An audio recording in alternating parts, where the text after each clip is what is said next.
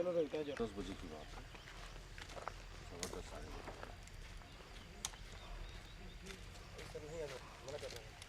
जी।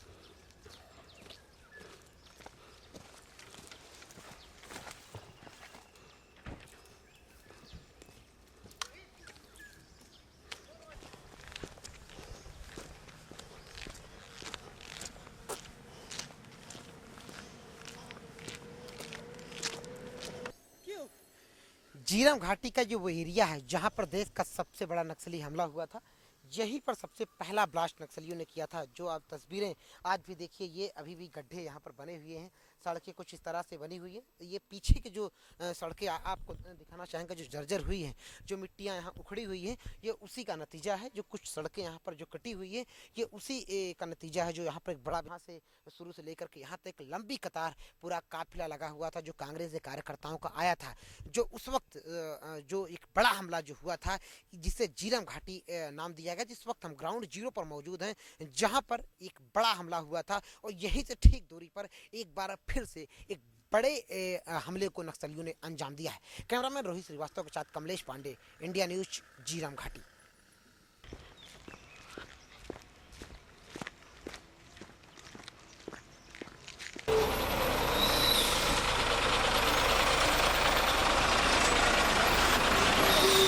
हाँ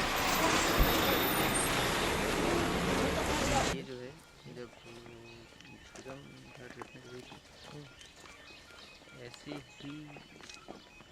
किसी गाँव की थी। पेड़ काटना, ये करना, ये पेड़ काट के रास्ते जाम कर दिए थे। कल क्या हुआ? कल जो हुआ था, इधर होता है। हाँ, गोली चलने की आवाज नहीं सुनाई दी? नहीं सुन, अरे बहुत देर तक गोली चली, 2-3 घंटे तक गोली चलती रही।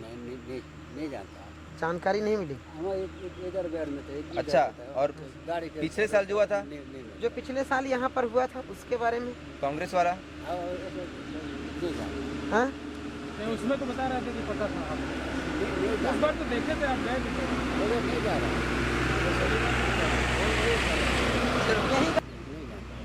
नहीं जानते।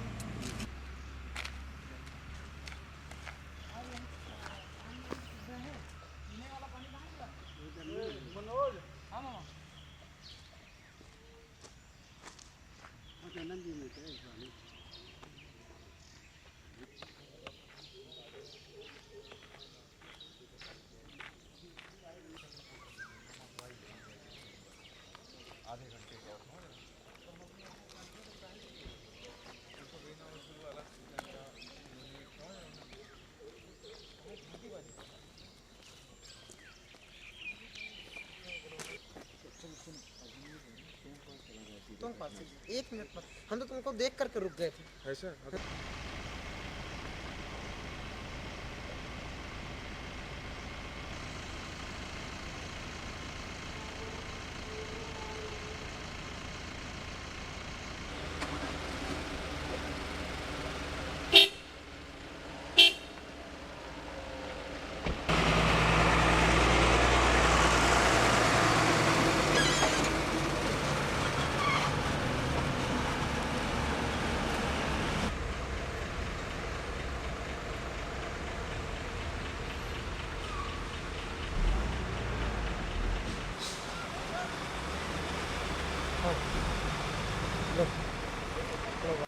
चले। देश के सबसे बड़े नक्सली हमले को अंजाम देने से पहले नक्सलियों ने इसी तरीके से गाड़ियों को आग के हवाले किया था।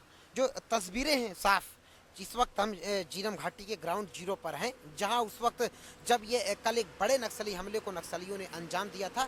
सबसे पहले इस गाड़ी को आग के हवाले इस तरीके से किया गया और पहले इसको टेढ़ा किया गया। इसको ऐसे करने के बाद इसको आग के हवाले कर दिया गया। इस पूरे जो गाड़ी में जो है, जो सड़क निर्माण कार्य में जो है लगा हुआ था, इसमें अभी भी डामर और तमाम जो गिट्टियाँ हैं वो लदी हुई हैं। दूसरी गाड़ी ये है जो सबसे महत्वपूर्ण चीज़ आपको बताना चाहेंगे कि दो ऐसी जो गाड़ियाँ हैं सेम इसी कैटेगरी में इसी तर्ज पर उसको भी उस वक्त भी अंजाम दिया गया था। तो जीरम घाटी का सबसे बड़ा देश का नक्सली हमला जब हुआ था, आपको दिखाना चाहेंगे तस्वीरें। अभी भी धू धू करके देखिए जल रही है और अभी भी इसमें से आग की लपटें निकल रही हैं। अभी ठंडा नहीं हुआ है और अभी भी सुरक्षा फोर्स जो है अतिरिक्त यहाँ पर बुलाई गई है, जो इन तमाम संसाधनों को ले जाने का प्रयास उनकी तरफ से किया जाएगा। लेकिन एक चीज़ आपको यहाँ साफ करना चाहेंगे, जो वारदात को अंजाम देने से पहले नक्सली एक जो नए तरीके को, जो एक नया तरीका उन्होंने अख्तियार किया हुआ है। सबसे पहले सड़क को जाम करते हैं और सड़क को जाम करने का उनका ये तरीका है, आने वाली जो गाड़ियाँ रहती हैं उनको रोकते हैं और उनको टेढ़ा करके आग के हवाले कर देते हैं, जिससे आने जाने वाले जितने रास्ते रहते हैं वो बंद हो जाते हैं। क्योंकि जवान इस एरिया से न जा पाए और ना ही कोई गाड़ी जो आवागमन है वो माध्यम हो पाए, ना कोई सूचना तंत्र यहाँ से, ना कोई आसपास से दूर से दिखाई पड़े। तो ये इनका जो तरीका है काफ़ी खतरनाक तरीका है। और ऐसे में देखिए दूर दूर तक पूरे जो सड़क जाम हो चुकी है, आने जाने का जो मार्ग है वो बाधित हो चुका है, कोई चीज़ दिखाई नहीं पड़ रहा है। और इसमें दिखाना चाहेंगे जो नुकसान हुआ है वो भी सरकार का ही है। सड़क निर्माण कार्य के लिए तमाम जो संसाधन, जो डामर, गिट्टी, ये सब सामान यहाँ से लेके जाए जा रहे थे। तस्वीरों में आपको ऊपर से इसमें दिखाना चाहेंगे जो है कि क्या कुछ सामान इसमें जो संसाधन रखे हुए हैं, ये सब कुछ वही नॉर्मल सामान है जो सड़क निर्माण कार्य और उसके अलावा जो रेलवे की जो कुछ पटरियां हैं उनको बिछाने के लिए कुछ इनकी तरफ से जो कुछ है सामान इसको ले जाए जा रहे थे इनकी तरफ से। और ये इसके कुछ हालात हुए हैं। तो ये 3 गाड़ियों को पहले नक्सलियों ने यहाँ पर जलाया और उसके बाद ठीक पीछे एक बड़े नक्सली हमले को वहाँ पर इनकी तरफ से अंजाम दिया गया है। वहाँ पर हम चलेंगे और उसके बाद आपको हम दिखाएंगे कि किस तरीके से वहाँ पर बर्बरता बरती गई है और किस तरीके से हमले को अंजाम दिया गया है। कैमरामैन रोहित श्रीवास्तव के साथ कमलेश पांडे, इंडिया न्यूज, जीरम घाटी।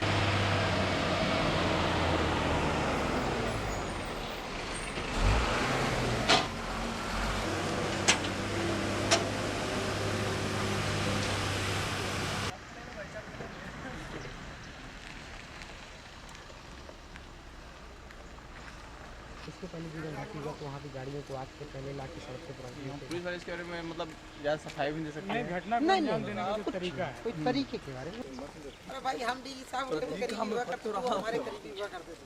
चलो अपने कहाँ पे हो या चलो तो यार क्या होता है, कौन कहाँ पे है पता ही चलता है।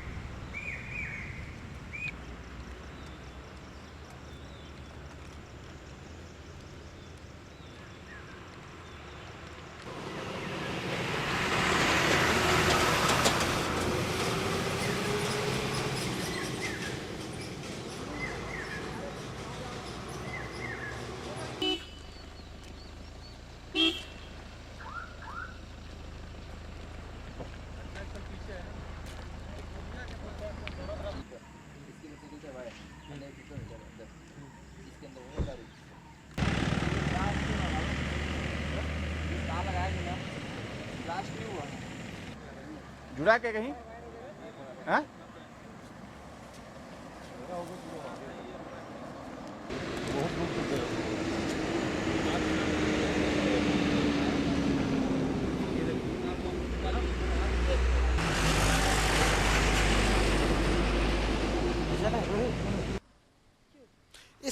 ग्राउंड जीरो पर खड़े हुए हैं जहां पर एक बड़ी शहादत हुई है जवानों की जीरम घाटी हमले में। वो घटना स्थल है, वो पुलिया है, हम आपको दिखाना चाहेंगे उसकी तस्वीर।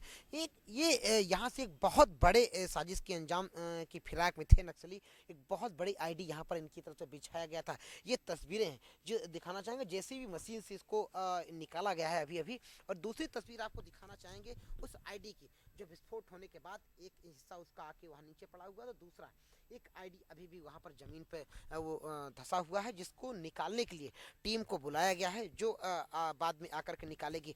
नक्सलियों का जो सबसे बड़ा जो हथियार है, सबसे महत्वपूर्ण उनका यही माना जाता है आईडी। अब दूसरी चीज़ आपको दिखाना चाहेंगे, ये तमाम जो सामान जो बिखरे हुए है, यहीं पर वो मुठभेड़ हुई है और नक्सलियों ने आकर के यहीं पर पोजीशन लिया था। और यहीं पर जैसा बता दें, पहले जवानों ने पोजीशन लिया था। जो नक्सलियों का सबसे बड़ा जो हथियार होता है, अभी भी देखिए तस्वीरों में तार उनके पड़े हुए हैं और वो कहीं जो आड़ में जाकर छिपते हैं।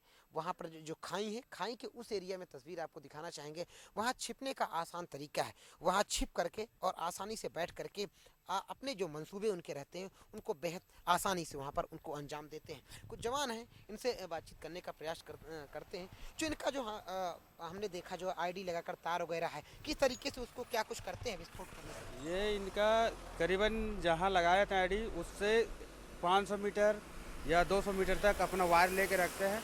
वहाँ स्विच रहता है या तो अपना टच करने का सिस्टम रखते हैं, उसमें वो अपना टच करते हैं जिससे ब्लास्टिंग हो जाता है, आईडी फट जाता है। ये घटना हुई है और उसके बाद देखा जाए वहाँ भी अभी भी तार पड़ा हुआ है, तो क्या पोजीशन लेने के लिए वहाँ पर ऐसे बैठते हैं, करते हैं क्या? जी, अपना जहाँ से लेके रखते हैं वहाँ अपना पोजीशन छुपाओ ताकि किसी को पता ना चले, इधर से फोर्स देखे मत, और वहीं से अपना ब्लास्टिंग करते हैं। ब्लास्टिंग करते हैं। एक चीज़ और आपने देखा होगा, जैसे आज जो घटना हुई है उसमें भी देखा गया कि पहले पोजीशन के पहले 3-4 गाड़ियां जला दी हैं। जीरम घाटी हमला जो दरभा घाटी हुआ था, कांग्रेस के कई नेता मारे गए थे, उस समय भी इसी तरीके से हुआ। क्या एक कहीं इनकी प्लानिंग बन गई, क्या स्ट्रेटेजी इनकी बन गई? प्लानिंग दरअसल ये है सर, मतलब जैसे घटना स्थल से 1 किलोमीटर 1.5 किलोमीटर जैसे गाड़ियाँ जलाते हैं, वो इनकी प्लानिंग रहती है रोड ब्लॉक करने की, जिससे कोई भी सिविल गाड़ी या फिर सवारी गाड़ी आगे ना बढ़ पाए और ये लोग आसानी से घटना को अंजाम दे सकें। और जैसे स्पॉट पर आपको तार दिखे हैं, ये तार दरअसल इनके आईडी होने की पुष्टि करता है। आईडी होने की क्या इससे मानते हैं खतरा रहता है? खतरा रहता है, जैसे जवानों से भरी गाड़ी गुजरती हैं, ये ब्रिज है ना, इसके नीचे आईडी हो सकती है। अगर गाड़ियाँ बीच पर आती हैं तो ब्लास्ट कर सकते हैं, तो इससे एक साथ ये लोग अधिक नुकसान पहुँचा सकते हैं। बिल्कुल निश्चित रूप से जो जवानों ने हमको बताया, जो जानकारियां दी, तो साफ इनका यही रहता है कि ये लोग जो है पहले हमले को अंजाम देने से पहले चारों तरफ जो है गाड़ियों को जो है रोक करके उनमें आग के हवाले करते हैं, रोड को ब्लॉक करते हैं, कहीं कई जगहों पर पेड़ को काट दिया जाता है इनके माध्यम से। जो सबसे बड़ा इनका जो हथियार है आईडी लगाकर विस्फोट करना, वो यहाँ पर एक नई स्टडी के तौर पर इनका निकल के आई है। जो जवानों ने हमको जो जानकारियाँ दी है, जो हमको निकल के आए, जब हम ग्राउंड जीरो पर यहाँ पर आए, जो तहकीकात हमने किया, तो ये सब तमाम जानकारियाँ यहाँ पर निकल के सामने आई है। कैमरामैन रोहित श्रीवास्तव के साथ कमलेश पांडे, इंडिया न्यूज, जीरम घाटी।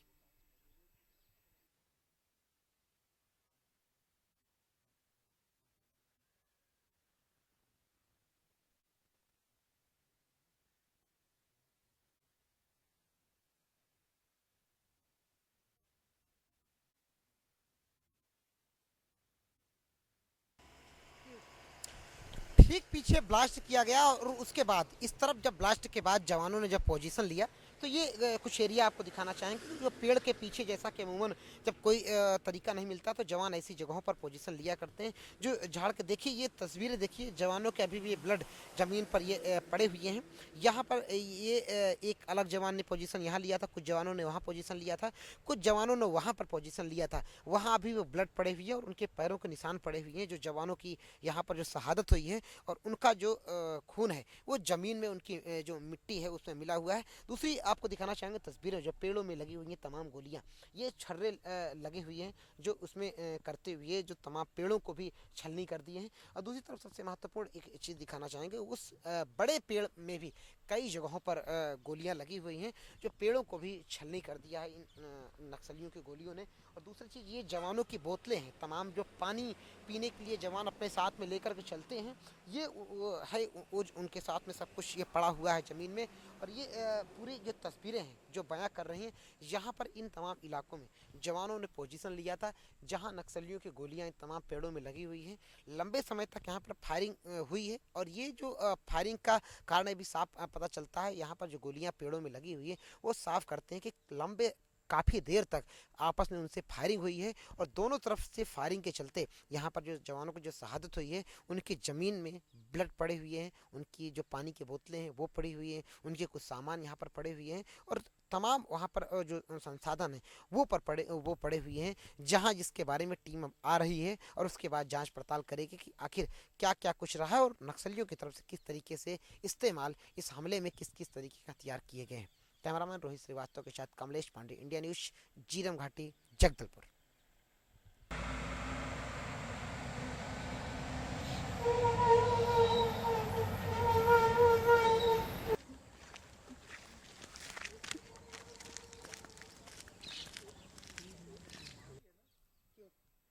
लंबे समय से यहाँ पर पदस्थ जवानों और जानकारों की माने तो नक्सली अमूमन इसी तरीके से जो सड़कें रहती हैं, जो पुलिया रहती, वहाँ पर बड़े और हैवी जो आईईडी रहते हैं, विस्फोटक डेटोनेटर यहाँ पर ज़मीन में गाड़ दिया करते हैं और दूर तक उनके वायर वगैरह, जैसे ये तस्वीरों में देखिए वो वायर हैं। और ये महत्वपूर्ण चीज़ आपको दिखाना चाहेंगे, पुलिया के ठीक नीचे जैसे ये स्पेस है, इस स्पेस को आपको हम दिखाना चाहेंगे। इसी स्पेस के नीचे जो है इसी तरीके से लाकर ज़मीन में जैसे चूँकि मिट्टी है वहाँ गाड़ दिया करते हैं और इसको जैसे कि अगर गाड़ी यहाँ से गुजर रही है तो पीछे कहीं पोजीशन ऐसी जगह पर लेते हैं जहाँ से ये वायर वहाँ तक पहुँच जाता है और उसके बाद एक बड़ा विस्फोट वहाँ उनके द्वारा किया जाता है। उसके बाद भी ताबड़तोड़ उन पर आकर फायरिंग की जाती है। ये इनकी एक रणनीति रहती है, सोची समझी रणनीति तैयार इनके द्वारा की जाती है और कई जगहों पर इनके जैसा कि पेड़ हैं या कुछ और छोटे इलाके हैं, यहाँ पर इनके द्वारा जो है टिफिन बम के अलावा कुछ छोटे डेटोनेटर भी लगा दिए जाते हैं। अगर जवान वहाँ पर पोजीशन लेते हैं तो वहाँ पर भी इनके द्वारा विस्फोट किया जा सके, जो एक इनकी खौफनाक एक रणनीति है, जिसके चलते एक खूनी मंजर, एक खूनी खेल नक्सली यहाँ पर खेला करते हैं। कैमरामैन रोहित श्रीवास्तव के साथ कमलेश पांडे, इंडिया न्यूज, जीरम घाटी, जगदलपुर।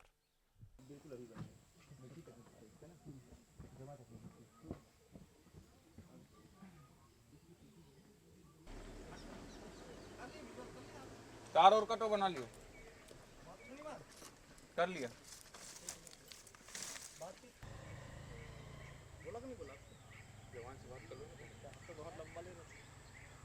हटाओ ना गाड़ी, किसकी है? जवान ने बोला है क्या? इधर है क्यों?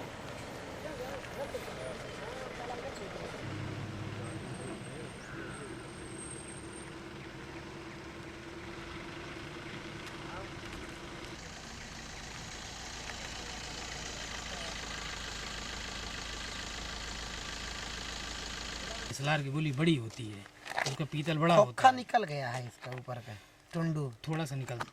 अच्छा,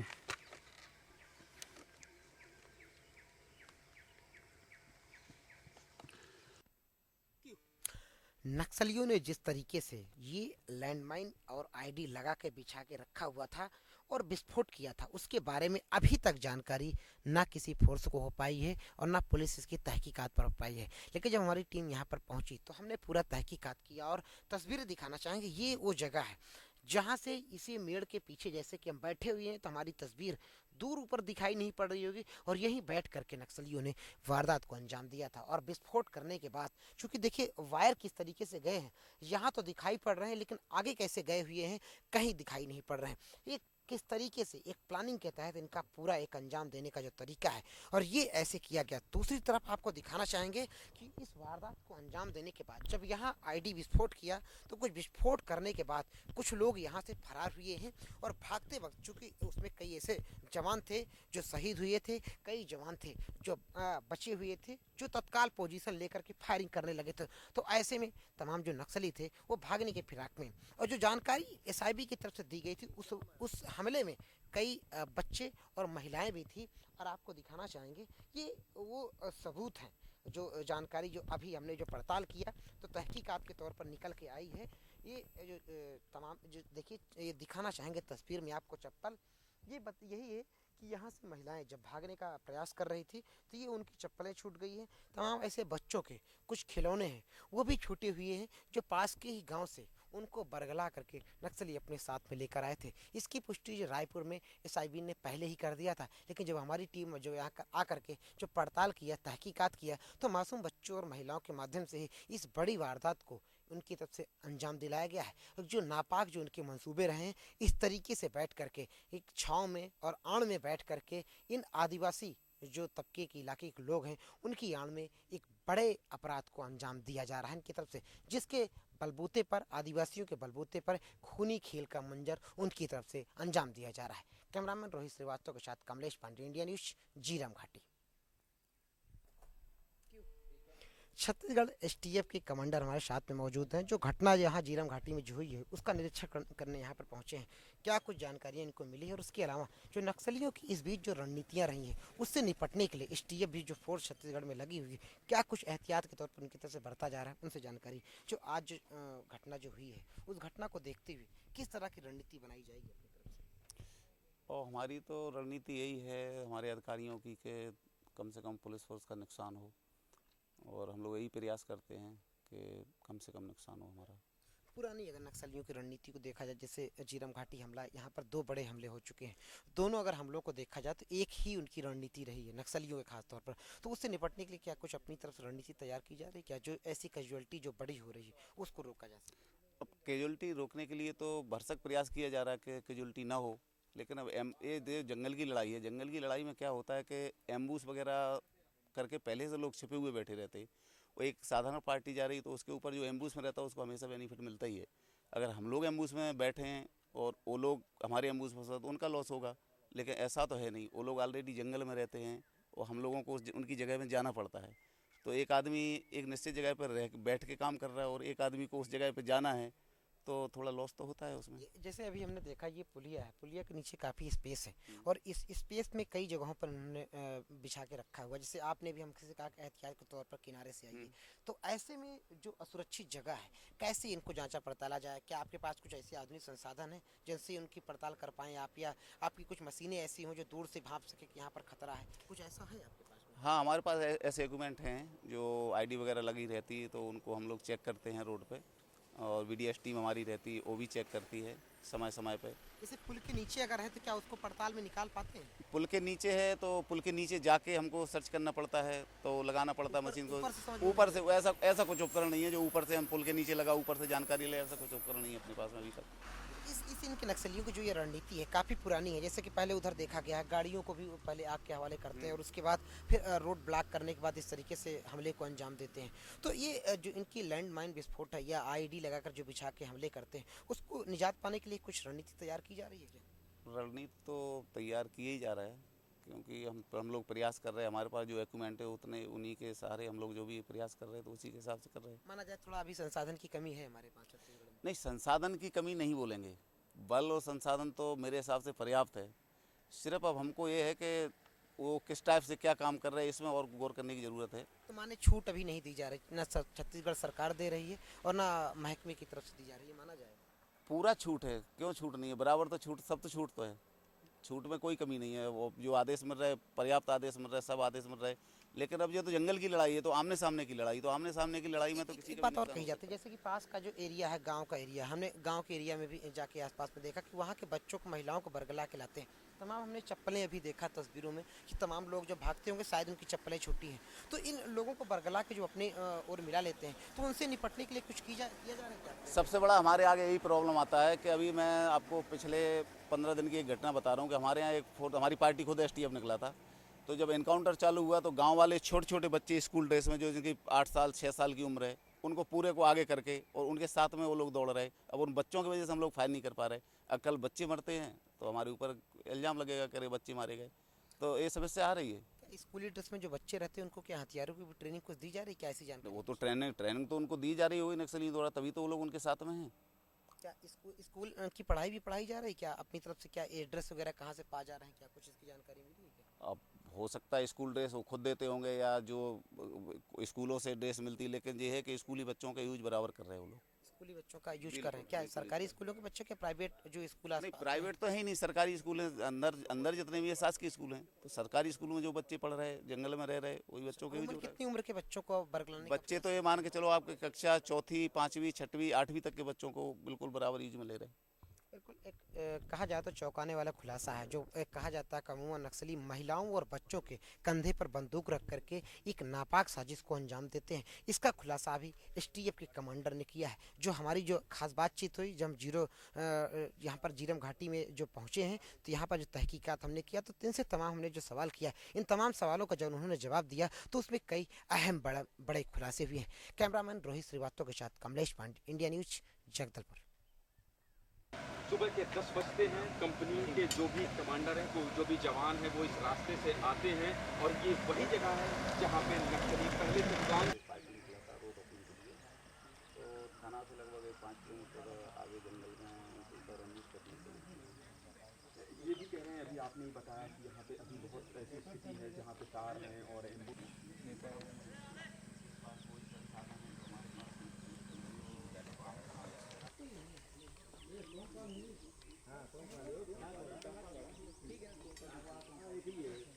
चाहिए तो उसी के पास हो सकता है कि बाकी है किसके पास होगा? एक बार बिजली के पास पता लगा। बिजली के केवल बोर्ड का बना रहे हैं। खाने की पढ़ाई नहीं है क्या? खाने में कोई पटले साहब, लखन पटले साहब अंदर हैं, बात करिए।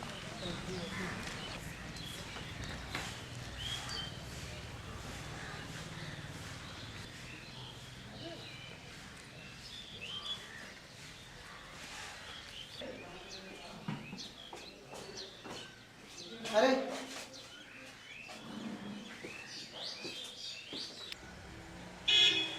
आप लोग फील्ड में भी निकलती हैं बाहर? नहीं निकालते। नहीं निकालते। जवानों के साथ में एक सिविलियन की भी मौत हुई थी। किस तरीके से मौत हुई थी, एक बड़ी दर्दनाक तरीके से उनकी मौत हुई थी। इनके बारे में जानकारी के लिए हमारे साथ में तोंगपाल थाना एरिया के एसडीओपी, उनसे जानकारी लेंगे। एक जो हमारे जो 15 जवानों की शहादत हुई है, साथ में एक सिविलियन की भी डेथ हुई है, किस तरीके से उनकी डेथ हुई है, कैसी जानकारी मिली? यहाँ के ग्रामीणों से ज्ञात हुआ है और हमारे पुलिस बल से भी ज्ञात हुआ है कि जब फायरिंग चल रही थी उस दौरान तोंगपाल से क्रॉस करके वो घटनास्थल की तरफ जा रहा था और कान में बताया जा रहा है कि कान में वो ईयरफोन लगाया हुआ था और यहाँ पर पब्लिक ने उनको रोकने की कोशिश की थी लेकिन वह रुका नहीं और आगे बढ़ता रहा और इस दौरान क्रॉस फायरिंग के दौरान या नक्सलियों के दौरान उसको मार दिया गया। क्या विस्फोट से उनकी मौत हुई है, गोलियां लगी थी क्या? हाँ, गोलियां लगी है उसके सिर पे। अच्छा, क्या एहतियात के तौर पर क्या ग्रामीणों को आपकी तरफ से क्या कभी जानकारियां दी जाती हैं क्या ऐसे में कि ऐसे इलाकों में ना जाएं या फायरिंग की होती समय ना कुछ समझाइश दी जाती है? बिल्कुल बिल्कुल, जैसे जहाँ भी फायरिंग चलती है, जैसे नेशनल हाईवे था जहाँ फायरिंग चल रही थी, दोनों तरफ से गाड़ियाँ रोक दी गई थी और यहाँ पर नाके में भी फोर्स लगा दी गई थी कि फायरिंग चल रहा है, आगे कोई गाड़ियाँ ना जाए। बस को भी रोक दिया गया था, सवारी गाड़ियाँ, ट्रकों को रोक दिया गया था, उसको भी रोकने की कोशिश की गई थी। बहुत तेज़ रफ्तार से वो ईयरफोन लगाया हुआ था और कान में गमछा बांधा हुआ था और चश्मा भी लगाया हुआ था। रोकने की कोशिश की लेकिन वो हाथ दिखाता हुआ आगे निकल गया।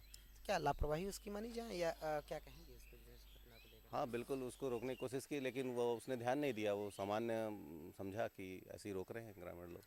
क्या कहें, चूँकि एक बड़ी घटना है, जवानों की शहादत तो एक परिवार को भी व्यक्ति रहा है, तो उसके लिए क्या कुछ पुलिस की तरफ से कुछ किया गया है क्या कि उसको भी जो एक इनकाउंटर हुआ है उस इनकाउंटर में जवानों के साथ जो भी कहा जाए जरूर गोलियां लगी हैं लेकिन वो भी शहीद हुआ है, तो उसके लिए कुछ विचार किया गया है? हाँ बिल्कुल, इसके संबंध में एफआईआर में उनका उल्लेख किया गया है और उच्चाधिकारियों को रिपोर्टिंग की गई थी और जो भी निर्णय लिया जाएगा उच्चाधिकारी के द्वारा। शासन की तरफ कुछ अनुशंसा की गई है क्या कुछ उसके जो अब अभी तक तो हम यहीं हैं, घटनास्थल पे ही हैं और शासन स्तर पे जानकारी भेजी गई है, वहीं से निर्णय होगा क्या किया। बिल्कुल, एक बात जो कही जाती है कि तमाम जो आदिवासी तबके वाला जो एरिया है, यहाँ इलाके में रहने वाले जो आसपास के जो ग्रामीण हैं वो पिसते हैं। कुछ तस्वीर आपको दिखाना चाहेंगे। ये ग्रामीण है, ये थाना एरिया है, घोर नक्सल प्रभावित एरिया कहा जाता है। यहाँ अगर आसपास में अगर फायरिंग होती है तो ये ग्रामीण कुछ कहने से कतरा रहे हैं, बात करने को कतरा रहे हैं, लेकिन अगर कभी भी फायरिंग अगर होती है तो ये गोलियां कभी किसी की पहचान नहीं करती। जैसे एक सिविलियन की मामूली तरीके से जो मौत हुई है, इन सड़क इलाके में जाने वाला एक आम आदमी क्या जाने कहाँ से फायरिंग हो रही है और क्या जाने गोली और बारूद के बारे में, लेकिन इन नक्सली और जवानों के बीच में एक आम आदमी भी पिस रहा है। जो आदिवासी तबके इलाके में रहने वाले ना गोली के बारे में जानते हैं, ना बंदूक के बारे में जानते हैं और ना हथियारों के बारे में जानते हैं। ऐसे में ये जाएं तो कहाँ जाएं? कैमरामैन रोहित श्रीवास्तव के साथ कमलेश पांडे, इंडिया न्यूज, तोंगपाल।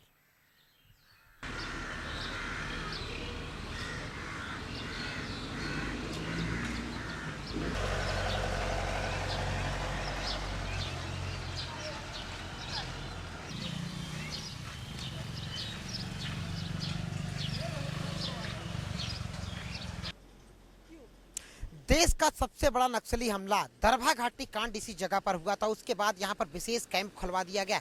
ये सर्चिंग जो सुरक्षा व्यवस्था इतनी मजबूत जो लगाई गई है। केंद्रीय गृह मंत्री सुशील कुमार शिंदे आने वाले हैं जगदलपुर, और उसके अलावा केंद्रीय गृह सचिव भी यहाँ पर आने वाले हैं। साथ ही साथ सबसे महत्वपूर्ण ये भी है, छत्तीसगढ़ के मुख्यमंत्री डॉक्टर रमन सिंह भी यहाँ पर आने वाले हैं। उनको देखते हुए सुरक्षा व्यवस्था इतनी पुख्ता यहाँ पर की गई है, इतनी सर्चिंग यहाँ पर बढ़ाई गई है और इतनी गाड़ियाँ सरकारी यहाँ पर दौड़ रही हैं। अगर देखा जाए तो अगर यही सुरक्षा व्यवस्था हमेशा अगर रख दिया जाए तो क्या नक्सलियों की गतिविधियां यहाँ पर हो सकती है? क्या यहाँ वारदातें हो सकती हैं? जवानों की शहादत हो सकती है? क्या आदिवासी तबके वाले इलाके में जो लोग खौफ के साए में जीते हैं, क्या इतने डर से वो लोग रहेंगे? क्या इतनी कैजुअलिटी यहाँ पर होगी? तमाम ऐसे सवाल खड़े होते हैं जब ऐसी सुरक्षा व्यवस्था तब नहीं की जाती है। लेकिन जब वीवीआईपी यहाँ पर आते हैं तो वो अपनी सुरक्षा के लिए, न कि आम आदमी की सुरक्षा के लिए इतनी सुरक्षा व्यवस्था बढ़ाते हैं। कैमरामैन रोहित श्रीवास्तव के साथ कमलेश पांडे, इंडिया न्यूज।